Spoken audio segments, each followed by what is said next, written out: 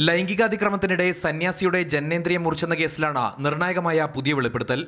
സംഭവത്തിൽ താൻ ഇരയാക്കപ്പെട്ടതാണെന്നും മൊഴി പോലീസ് കെട്ടിച്ചമച്ചതാണെന്നും പരാമർശമുള്ള യുവതിയുടെ പേരിലുള്ള കത്താണ് പുറത്തുവന്നത്. തന്നെ മകളെപ്പോലെയാണ് ഗംഗേശാനന്ദ കണ്ടിരുന്നത്. ഒരിക്കലും തന്നെ പീഡിപ്പിച്ചിട്ടില്ല. അയ്യപ്പദാസ് എന്നയാളെ തനിക്കും കുടുംബത്തിനും ഗംഗേശാനന്ദയ്ക്കും പരിചയമുണ്ട്. സ്വാമി പണം അപഹരിക്കുകയാണെന്ന് അയ്യപ്പദാസാണ് തെറ്റിദ്ധരിപ്പിച്ചത്. എന്നാൽ അയ്യപ്പദാസിനെ കൂടാതെ മനോജ് മുരളി, അജിത് കുമാർ എന്നിവർ ചേർന്ന് ഗംഗേശാനന്ദയ്ക്കെതിരെ ഗൂഢാലോചന നടത്തിയതായി പിന്നീട് മനസ്സിലായി. തന്നെയും ഇതിന്റെ ഭാഗമാക്കുന്നതിനായി ADGP ബി സന്ധ്യയെ കണ്ട് കാര്യങ്ങൾ പറയാനും അയ്യപ്പദാസ് ആവശ്യപ്പെട്ടു.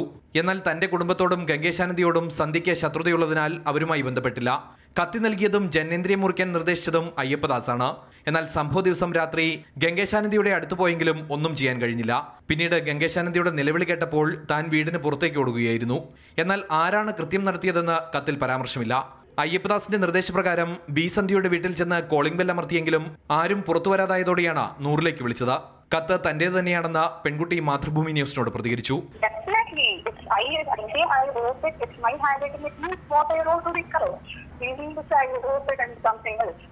പോലീസ് സ്റ്റേഷനിൽ എത്തിയതോടെ തന്റെ മൊഴി പലതവണ തിരുത്തിയെന്നും സത്യം വളച്ചൊടിക്കപ്പെട്ടെന്നും യുവതി കത്തിൽ വെളിപ്പെടുത്തുന്നു. പോലീസ് ഉദ്യോഗസ്ഥർ കെട്ടിച്ചമച്ച കഥ അംഗീകരിക്കാനും അമ്മയും ഗംഗേശാനന്ദയും തമ്മിൽ അവിഹിത ബന്ധമുണ്ടെന്ന് പറയാനും നിരന്തരം ആവശ്യപ്പെട്ടു. ഗംഗേശാനന്ദയ്ക്ക് വേണ്ടി സമർപ്പിച്ച ജാമ്യാപേക്ഷയോടൊപ്പമാണ് യുവതിയുടെ പേരിലുള്ള കത്തും അഭിഭാഷകൻ കോടതിയിൽ സമർപ്പിച്ചത്.